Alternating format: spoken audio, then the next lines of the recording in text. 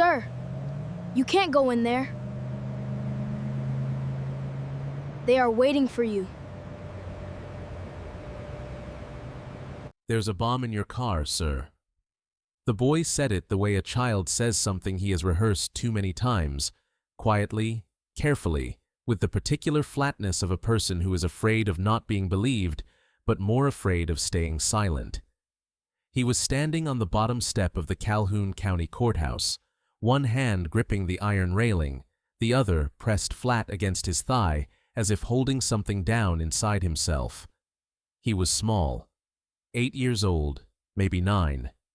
Dark brown skin, close-cropped hair, wearing a green jacket 2 sizes too big, with a broken zipper held together by a safety pin near the collar. His sneakers were clean, despite everything else about the morning suggesting they should not have been. Judge Gerald Harmon stopped walking. He had been moving at the pace he always moved at on mornings when he had a verdict to deliver. Purposeful, slightly forward-leaning, his mind already inside the courtroom 3 floors above him. His briefcase was in his right hand, his reading glasses folded into his breast pocket, his silver tie knotted precisely the way his late wife had taught him 31 years ago. He had walked these courthouse steps 6,000 times. He knew every crack in the concrete, every wobble in the 3rd step from the top. He did not know this child. "What did you say?" Gerald asked. The boy did not repeat himself immediately. He looked past Gerald at the black town car idling at the curb, the one that had been assigned to him for the past 4 years by the county, the one his driver Raymond always had, waiting at 7:45 with the engine running and a thermos of black coffee in the console. Then the boy looked back at Gerald with eyes that were doing something complicated, weighing, measuring, deciding. "Under the back wheel well," the boy said. "The left one. There's something taped there. I saw it when I was sitting by the drain." Gerald turned and looked at the car.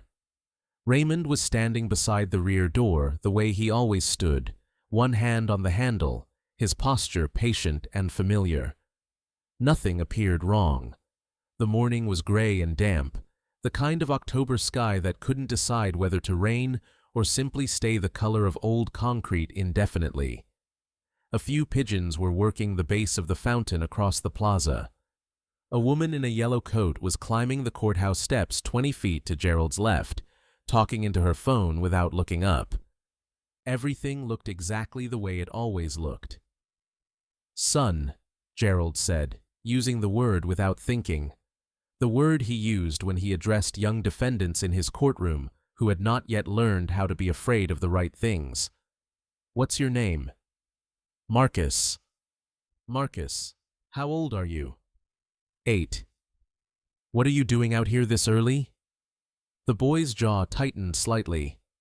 "I sleep by the drain sometimes, the grate on the south side. It's warm." He said this without apology or performance, the way a person reports a fact about weather. "I was there this morning when the man came." Gerald felt something shift in his chest, a small cold movement that had nothing to do with the October air. "What man?" "A man in a blue jacket. He had a bag. He came maybe an hour ago, maybe more. He crouched down by the left wheel well, and he stayed there for almost a minute, and then he walked away fast, not running, but fast." Marcus paused. "I didn't know what it meant at first, but then I heard you were going to be here this morning. There's a lady who brings coffee to the people in line for the public gallery. She was talking to someone. She said the Harmon verdict. She said your name." Gerald Harmon looked at the boy for a long moment. He had spent 32 years on the bench. He had listened to 10,000 people tell him things, confessions, denials, testimonies, pleas, arguments constructed with great architecture, and arguments that collapsed under the weight of a single question. He had developed, over those decades, a particular sense for the quality of a person's truth. It was not infallible. He had been wrong before, and the memory of those wrongnesses lived in him like stones. But it was something. It was a sense built from 32 years of paying very close attention to the difference between what people said and what their bodies did while they said it. This child's body was not performing anything.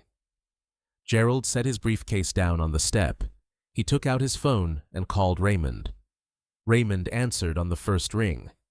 "Good morning, Judge. Ready when you are." "Raymond," Gerald said quietly, "I need you to step away from the car. Not quickly. Just take a walk toward the fountain. Don't touch anything." A pause.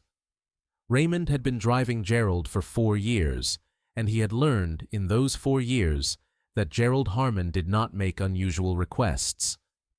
"Yes, sir," Raymond said.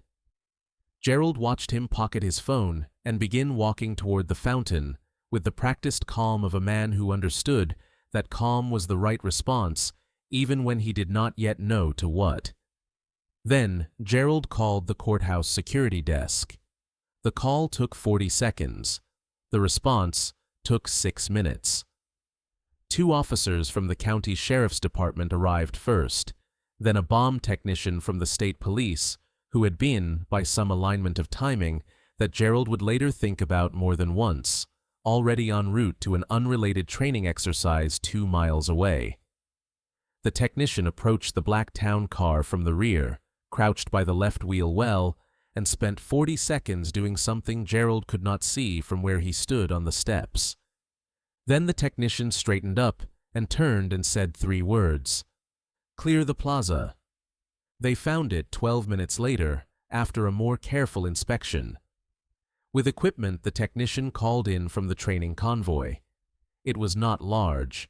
The technician, a composed woman in her early 40s named Specialist Delaney, who would explain things to Gerald later in a conference room with terrible fluorescent lighting, told him that it was what she called an improvised disruptive device. "Not designed to kill," she said, though the distinction between designed not to kill and incapable of killing was a line she was careful not to draw too firmly. It was designed to disable, to cause a crash. At highway speeds on the connector route, Gerald's car took every morning from the parking structure to the courthouse. A sudden loss of the rear left wheel assembly would have. She paused here and chose her next words with the precision of someone who had delivered news like this before. Significant consequences. Gerald sat in the conference room and listened to this, and felt the particular quality of stillness that comes when a person realizes that the morning they thought they were having was not the morning they were actually having. "Do you know of anyone who would want to harm you?" Specialist Delaney asked. Gerald almost laughed. He was a judge. He had presided over 340 criminal cases in 32 years, including 4 capital cases, including 2 that were still under appeal, including one that had generated death threats serious enough that the county had assigned him a security escort for 11 months in 2019. The question of whether anyone wanted to harm him was not a simple question. It was a list. "I have a case," he said. "A verdict I was delivering this morning." "Tell me about it."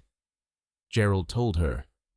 He told her about the Alderman case, 18 months of trial, 6 weeks of deliberations, a verdict that he had prepared and that had been sitting in the top drawer of his bench since Thursday, sealed in a manila envelope with the court clerk's initials across the flap. Terrence Alderman was 54 years old, a former city contracts officer who had spent 9 years steering municipal construction bids toward companies in which he held undisclosed ownership stakes. The fraud was documented. The prosecution had been meticulous. The defense had been expensive and technically impressive and had ultimately failed. The verdict Gerald had prepared was guilty on all 14 counts. Terrence Alderman's brother-in-law, a man named Curtis Vane, had been in the courtroom for every single day of the trial. He had sat in the 3rd row behind the defense table, and he had watched Gerald with the specific quality of attention that Gerald had noticed and noted and said nothing about, because noticing and noting were the limits of what a judge could appropriately do with a feeling. Curtis Vane had also, Gerald now remembered with the clarity that sometimes arrives only in hindsight, been charged with assault in 2017 in a neighboring county. The charge had been reduced to disorderly conduct. He had served no time. Gerald gave all of this to Specialist Delaney and to the detective who joined them 20 minutes into the conversation. He gave it in the flat, organized way he had trained himself to give information, chronologically, without editorializing, with citations to specific dates and names when he had them. The detective wrote things down. Specialist Delaney recorded the conversation on a small device she placed on the table between them. When Gerald was finished, the detective said, "We'll bring Vane in." "Yes," Gerald said. "We'll need you to remain on the courthouse premises today. We can arrange a secure room." "I have a verdict to deliver," Gerald said. The detective looked at him.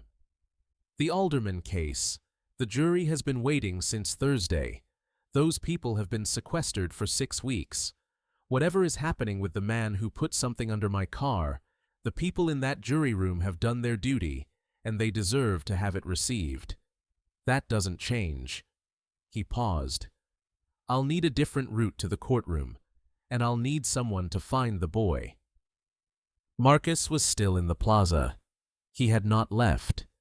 This was the thing Gerald would think about later, that in the 90 minutes of controlled chaos that followed his phone call to courthouse security, during which the plaza had been evacuated and the bomb technicians' convoy had blocked the street, and 3 news vans had appeared at the perimeter, and the county sheriff had arrived in a personal vehicle, and Raymond had given a statement to 2 officers near the fountain.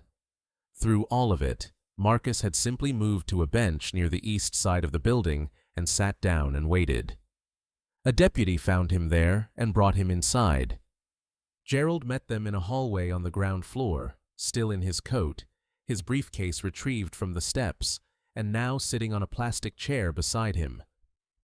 Marcus walked beside the deputy the way a child walks when he is trying to look as though he is not nervous and is not succeeding entirely. His green jacket was slightly damp from the morning air. He had a backpack that Gerald hadn't noticed before, small and dark, worn at both straps. "Thank you for staying," Gerald said. Marcus looked at him. "I didn't have anywhere to go." It was a statement of fact, not an appeal for sympathy. Gerald heard the difference. "The detective is going to want to ask you some questions about the man you saw this morning, the one with the blue jacket. Are you comfortable with that?" Marcus considered this. "Will it take long?" "Probably an hour, maybe a little more." "Can I eat something after?" The question arrived without embarrassment, without strategy. Gerald felt it land somewhere behind his sternum. "Yes," he said. "Yes, you can eat something after." The alderman verdict was delivered at 11:47 that morning in courtroom 3C, with 2 plainclothes sheriff's deputies seated in the gallery and a third positioned near the door. Gerald entered from the side corridor rather than through the main hall. He sat down at the bench, adjusted his microphone, looked out at the room, the jury filing in with their weeks of collective exhaustion visible in the set of their shoulders, the defense and prosecution tables, the gallery behind them full of people who had been waiting for this morning for different reasons. And he felt, as he always felt in that moment, the particular weight of what this chair required of a person. He read the verdict. Guilty. 14 counts. Terence Alderman's face, when he heard it, did not collapse the way faces sometimes did. He simply lowered his eyes to the defense table and kept them there. Behind him, in the third row, the seat where Curtis Vane had sat every day for 18 months was empty. Curtis Vane was in a county interrogation room by 11 that morning. He had lawyered up within the first 4 minutes. The lawyer he called, Gerald would later learn, had worked on 3 previous cases involving Terence Alderman's business interests. Specialist Delaney told Gerald that the physical evidence under the wheel well included trace elements they were confident about, and that the legal process was moving. She used the phrase moving in the careful way law enforcement used it when they wanted to communicate certainty without making a promise. Gerald thanked her. He went back to his chambers. He sat behind his desk for a long time without doing anything. Then he called the hallway deputy and asked where the boy was. Marcus was in a break room on the second floor eating a turkey sandwich that someone, Gerald would never find out who, had apparently procured from the cafeteria on the first floor. He was sitting at the small table with his backpack on the floor beside him, and he was eating with the focused economy of a person who does not yet know when the next meal is coming and is therefore giving this one its full attention. Gerald pulled out a chair across from him and sat down. "How is the detective?" Gerald asked. "Okay." Marcus chewed, swallowed. "He asked me to describe the man a lot of times. I told him the same thing every time because that's what I remembered." "That's exactly right. That's what you're supposed to do." Marcus looked at him with an expression that said he did not need to be told he had done something correctly.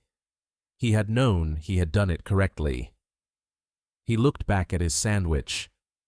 "Marcus," Gerald said, "how long have you been sleeping by the drain grate?" "Since September." A pause. "My grandmother's apartment got too crowded. Her sister came from Memphis with her 3 kids, and there wasn't room. I said I was okay. I have the backpack." "Where did you go to school before September?" "Clarkson Elementary, 4th grade." "Do you want to go back to school?" Marcus looked up. It was the first time the question had arrived from an adult with the quality of an actual question, rather than an accusation or a form being filled out. He looked at Gerald the way he had looked at the town car that morning, weighing, measuring. "Yes," he said. "I want to go back." Gerald nodded slowly.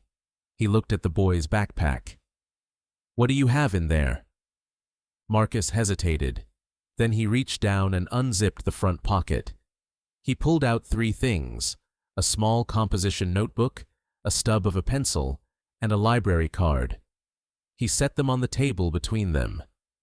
"The library lets me in even when I don't have an address," Marcus said.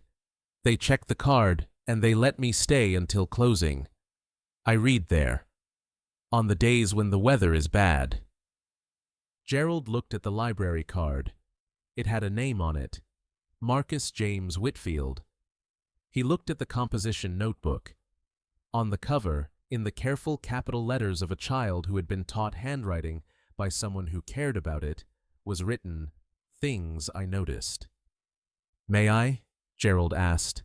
Marcus nodded. Gerald opened the notebook. The pages were filled with small, precise observations written in pencil. Dates in the left margin. Brief notations. October 3rd. The woman who sells newspapers on 5th wears the same red scarf every day, but only ties it differently when it's going to rain. October 7th. The parking meter on the corner of Marsh and Calhoun is broken, but the ticket officers skip it and move to the next one. They know. October 11th. The man in the gray coat who eats lunch on the courthouse steps always leaves 2 bites of his sandwich. He looks at them before he leaves. I think he is leaving them for someone. Gerald read several pages without speaking. Marcus ate the rest of his sandwich. "You write these every day?" Gerald asked. "Most days, when I have light." "You noticed the man under the car this morning?" "Yes, I wrote it down too. After you called security, I didn't know if anyone would ask." Gerald turned to the last written page. October 19th, 6:47 a.m. Man in a blue jacket with a hood. Medium height. He walked from the north side of the plaza. He had a messenger bag, black, 1 buckle broken. He crouched by the left rear wheel of the black town car at the curb. He had something in his right hand. I couldn't see what clearly. He stayed for 53 seconds. I counted. He left walking north again. He didn't look back. I don't know what it means, but I know it wasn't nothing. Gerald closed the notebook carefully and set it back on the table.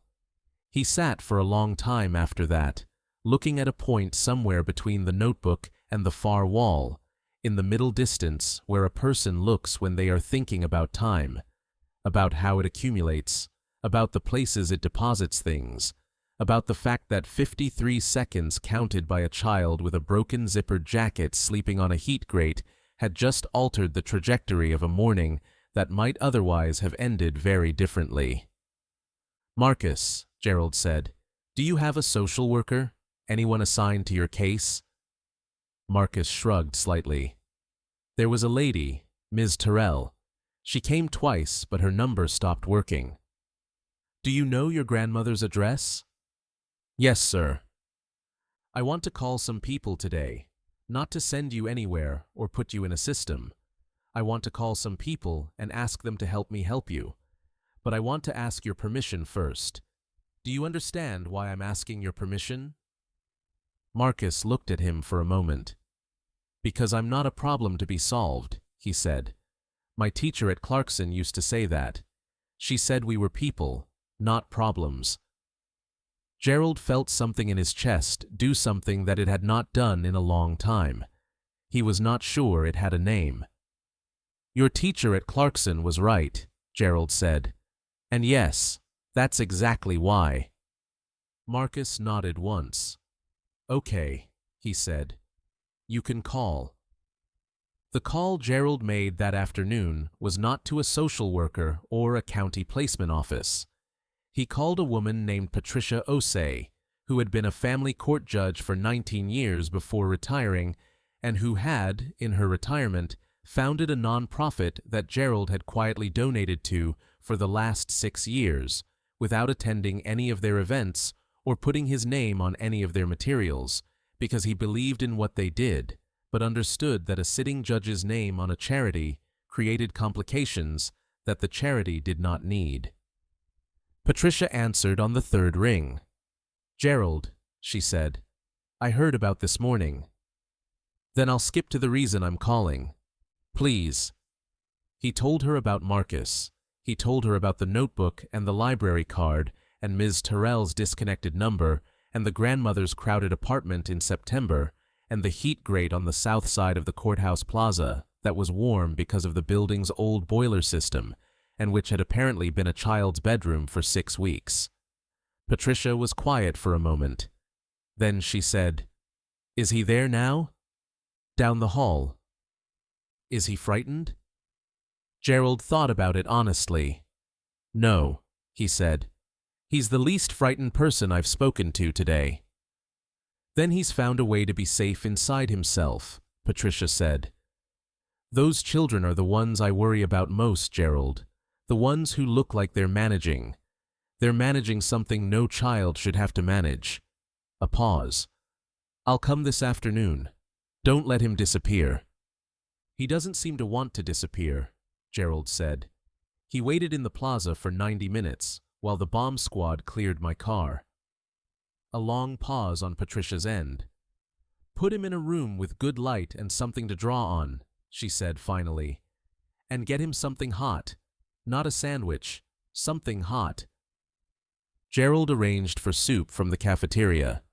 He also arranged for a deputy to bring a pad of blank paper and a box of pencils, because he had noticed that Marcus's composition notebook was getting close to the last page, and he did not think that was an accident.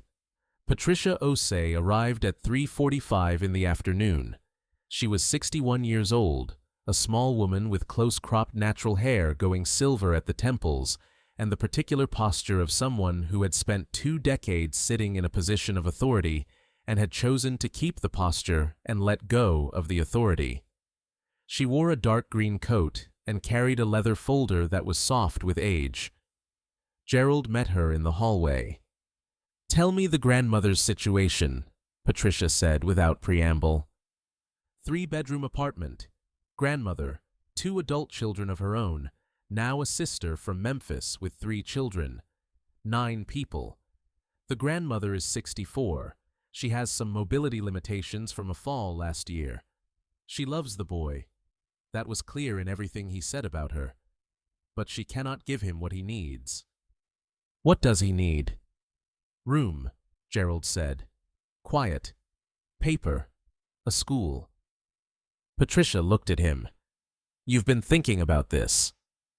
I've had 4 hours and a significant amount of adrenaline to think with. She almost smiled. There's a family, she said. In Carver Heights. A couple, both teachers. They've been certified for 2 years, and they've had 2 placements, both successful, both moved on to permanent situations. They have a small room with a window that faces east. The wife mentioned once that she always put the bed by the east window, because children sleep better with morning light. She paused. I called them from the car. Gerald looked at her. What did they say?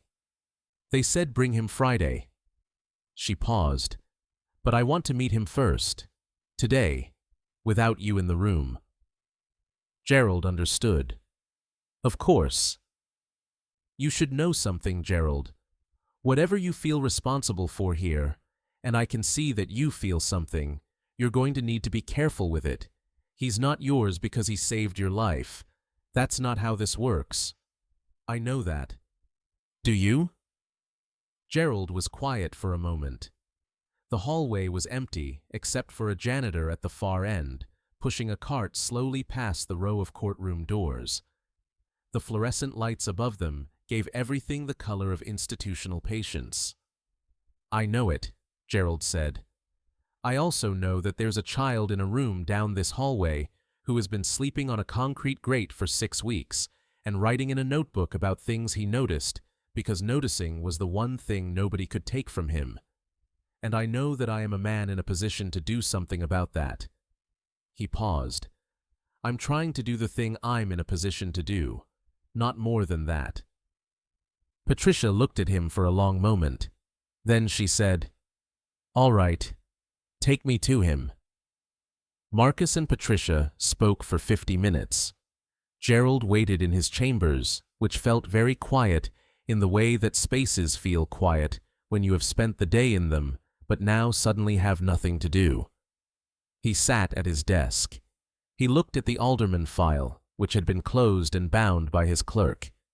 He looked at the photograph on his desk of his wife Eleanor, taken in 1987, 2 years before they were married, on a hiking trail in Virginia, where the autumn light had come through the trees at exactly the angle that made her look like she belonged to a different, older world. He looked at it for a long time. Eleanor had died 4 years ago. Pancreatic cancer, 6 weeks from diagnosis to the end. They had not had children, by choice, and then by circumstance, and then eventually by the kind of acceptance that is not the same as peace, but lives in the same neighborhood. He had not thought about children very much, in the way that people who have made their lives without something learn not to pull at the thread of what might have been. But sitting in his chambers that afternoon, he thought about a boy writing in a composition notebook by the light of a plaza lamp, writing October 3rd and October 7th and October 11th, cataloging the world with the methodical attention of someone who understood that the world did not catalog itself, and that if you didn't write it down, it would be lost. He thought, someone taught him that. He thought, wherever she is, someone taught him that noticing matters. Then Patricia knocked twice and opened the door. He told me about the notebook, she said. She sat down in the chair across from Gerald's desk, the one where attorneys sat when they needed to discuss something off the record. She set her leather folder on her knee. He's been keeping it for 2 years. He started when his mother died.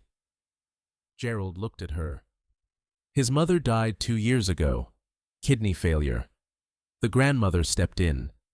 The crowding happened when the Memphis sister came in July. Marcus went to the grate in September because he didn't want to be a burden. The word burden sat in the room between them. He told you this, Gerald said. He told me all of it. He's an 8-year-old boy who has constructed an entirely coherent private system for surviving things no 8-year-old should have to survive. and he told me about it plainly, and without asking for anything. Patricia paused. He asked me one question at the end. What did he ask? He asked whether the notebook would help with the investigation. He wasn't asking for himself. He was asking because if the notebook was useful evidence, he wanted to make sure it was kept somewhere safe. Patricia was quiet for a moment. He's worried about the case, not about himself, about whether you'll be all right. Gerald looked down at his desk. He did not trust his face to do the right thing. I told him, Patricia said, that the notebook was very helpful and that it would be kept somewhere safe and that the man who hurt your car was going to be found. He accepted that. She opened her leather folder. Now, he's agreed to meet the Carver Heights family. He wants to visit first before anything is decided, and I told him that was exactly right. That's how it should work. He would like to keep going to the library. He would like to go back to Clarkson Elementary, or a school like it. He would like the notebook back. He can have it back. He also said, Patricia added, looking at her notes with the brief downward glance of someone citing something precisely, and I'm quoting here, he said that if the judge wanted to write to him, he was okay with that. Not visit, not call. Write. She looked up. He said he read somewhere that judges write things down. He thought you might understand letters better than phone calls. Gerald was quiet for a long moment. I do, he said finally. I understand letters very well. Curtis Vane was charged 3 days later with criminal threatening, criminal mischief, and conspiracy to commit assault on a judicial officer. He had not acted alone. The investigation that followed was slow and not always linear, but it was thorough in the way that investigations become thorough when law enforcement is motivated by the particular anger they reserve for threats against the courts. The second man, the one in the blue jacket, was identified 2 weeks later from a partial composite drawing assembled partly from Marcus's written description and partly from a surveillance camera on a building across the plaza that no one had initially thought to check. He was found in another county. He cooperated. Terrence Alderman's sentencing was delayed by 2 months, while the conspiracy charges wound through the system, but eventually reached the same place that Gerald's verdict had always been pointing it toward. Gerald wrote his first letter to Marcus on a Friday, 3 weeks after the morning on the courthouse steps. He wrote it on plain white paper, not courthouse stationery, because this was not a courthouse matter. He wrote it by hand, which he had not done with any correspondence in years, because Marcus had mentioned letters, and Gerald had understood that the medium was part of the message. He wrote about the autumn. He wrote about Eleanor's photograph. He wrote about the hiking trail in Virginia, where the light had come through the trees at a particular angle, and how some things, once you see them clearly, do not stop being visible even when they are gone.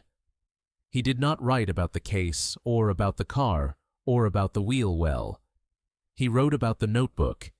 He wrote that he had started keeping one himself, a small hardback, green, which he had bought from a bookshop on the way home that Friday evening. He had written in it for the first time that night. October 22nd, he wrote. A boy I did not know told me something true this morning, and I almost did not stop to listen. I want to write about the things I almost miss.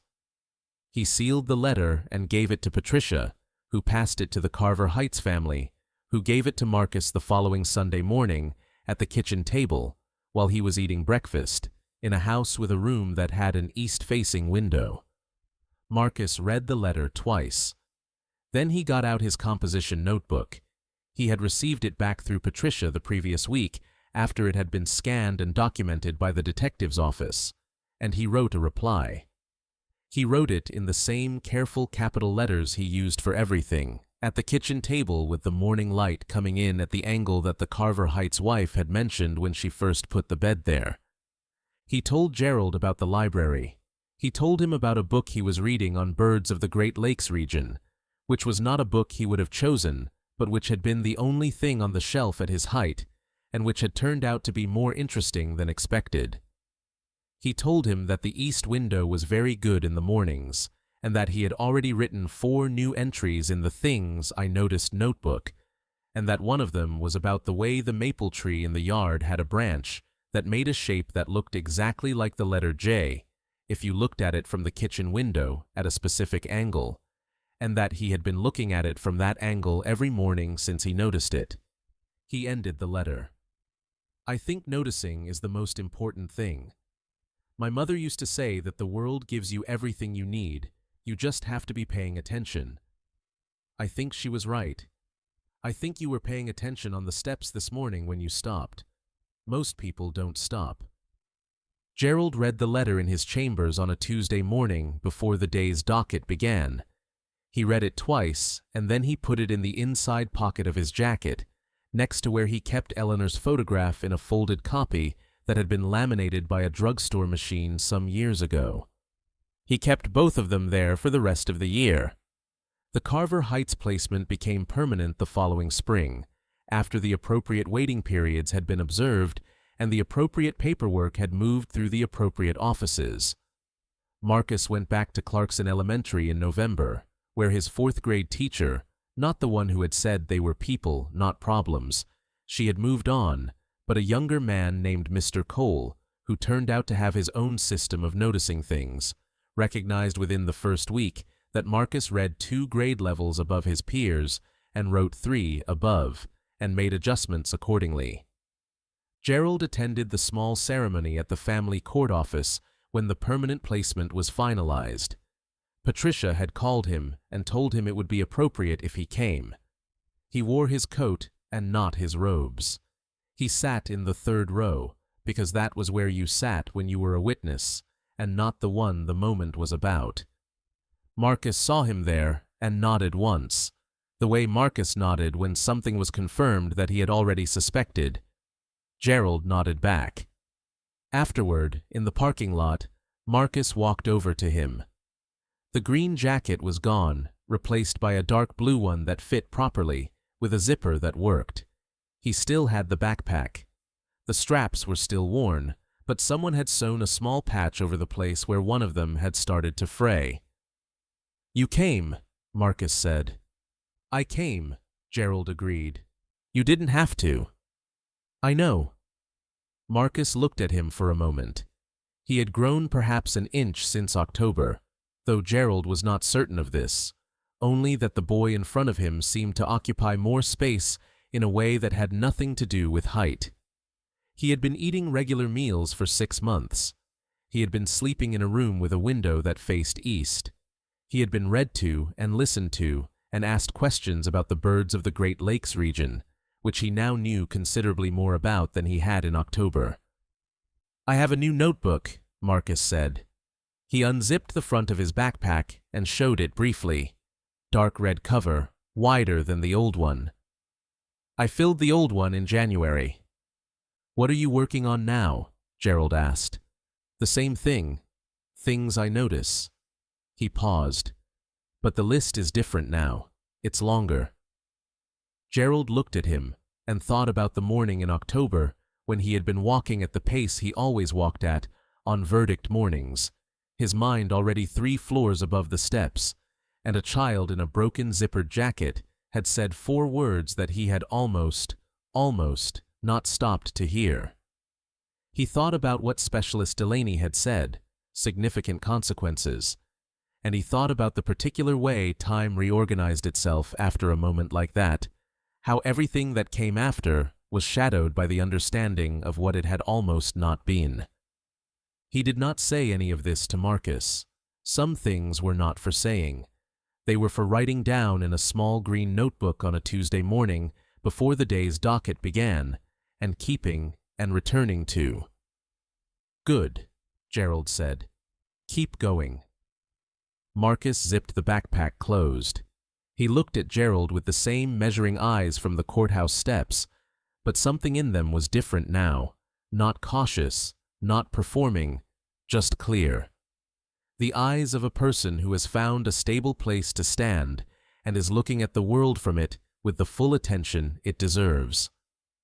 "You started yours," Marcus said. It was not a question. "Every morning," Gerald said, "before court."